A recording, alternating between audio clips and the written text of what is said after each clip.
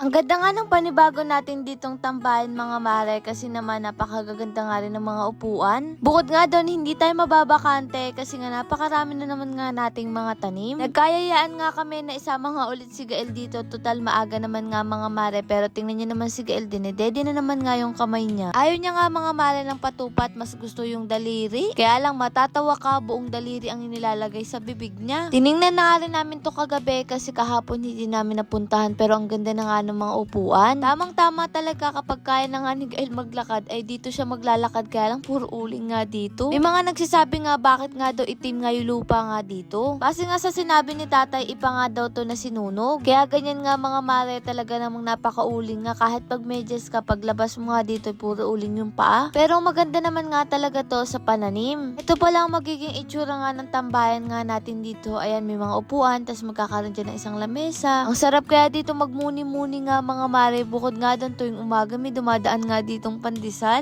Kapag maaga nga kami ni Gael nga mga mare magising, tamang-tama pupunta na agad kami dito at mag-aabang na kami ng pandesal, makakapagkape na. Eto nga si Kay Noli, pumunta na rin pala sila dito nga mga mare. Balak na nga rin sana namin ilipat tong itik nga dun sa atin, kaya lang hindi nga namin alam kung saan namin ilalagay dun. Mahirap din kasi ngayon nga dito mga mare ngayon. Paubos na ng paubos nga yung tubig, kawawa naman yung mga itik, buti na lang maulan-ulan pa rin. At eto nga kung saan talaga nangingitlog itong mga itik na nga natin. Sa isang araw nga nakaka 55 tayo, halos 9 na lang yung hindi nangingitlog. Kami nga rin nakapansin, laging nakaapak nga itong si Kuya Noli tuwing pumupunta nga dito, may tsinelas naman siya. Para siguro itong si Kuya Noli ay si tatay, talaga mas komportable kapag nga nakapak. Alam nyo ba si tatay saan nakakarating ang nakapak yan noon? Nakita nga lang namin si tatay mga mare nagtsinelas kapag may sasakay lang ng jeep. Pero yung lakad lang, ay naku mga mare, ewan ko ba't nakakayanan ng paa niya yung sobrang init nga ng semento. O siya, eto nagluto na nga ako ng pakbet, ginisa ko nga lang to sa bagoong. Tamang-tama may natira nga kaming binili namin ng inihaw nga na isda, eto na nga lang isinihog ko.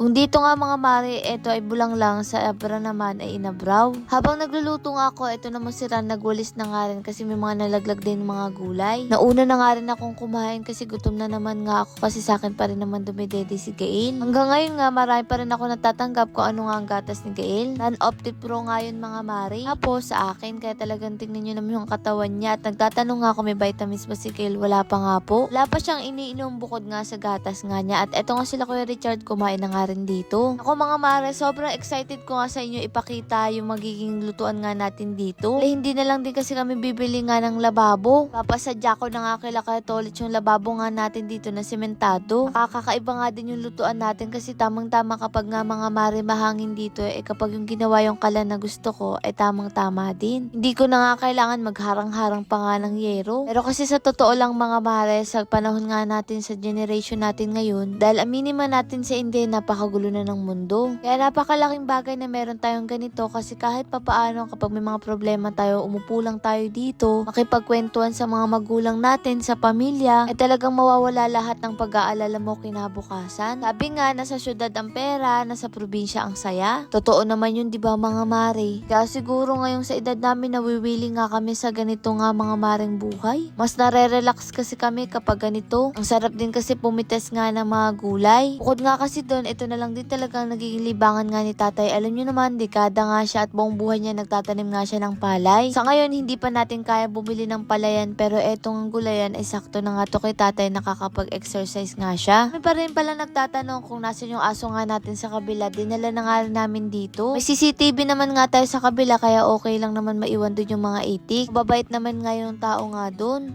Eto nga si Ran, nakakatuwa nga, napakinabangan nga yung kinuha nga ni tatay na tambo. Bali, itatanim niya nga daw dyan mga saluyot. Naku, tamang-tama nga yun mga mare. Alam niyo naman si Ran, mahilig yun sa saluyot. Kayo ba mga mare, sa edad nyo, kung ano mas gusto nyo? Kung meron kayong pagpipilian, ano mas gusto nyo, sa probinsya o sa syudad? Kung kami mga mare, mas gugustuhin na nga namin sa ganito. Nung mga bata nga kami, mas gusto namin sa syudad yung ingay ng sasakyan, nakagulong mga tao, magagandang establishmento. Pero ngayong nasa edad na nga kami na ganito, ay mas gusto na namin yung ganitong pamumuhay. Hindi man kasing yaman ng mga kilalang tao, pero ito talaga payapa naman yung puso mo. Yung wala kang hinahabol na oras. Alam nyo ba, nakakatawa nga rin meron na ngang cellphone. Balang araw lahat ng vlog nga natin ay mapapanood pa rin natin. Sabi nga nilan, kapag matanda na nga kami at yung mga anak namin mga asawa na, eto na talaga yung mga mapapanood nga natin. Babalik at babalikan nga natin yung mga panahong may kalakasan pa ngayong mga katawan natin. Isa na ito sa pinakamaganda ka nagkaroon tayo ng teknolohiya. Dahil kung may mga nais man tayong balikan, isang sandali lang ay makikita natin agad. Ibigay pa nga rin tayo ng munting regalo sa mga nakapalot na share nating vlog. Lord, maraming salamat sa lahat ng blessing at syempre sa inyong mga mare. Paano ba yun? Bukas lang ulit.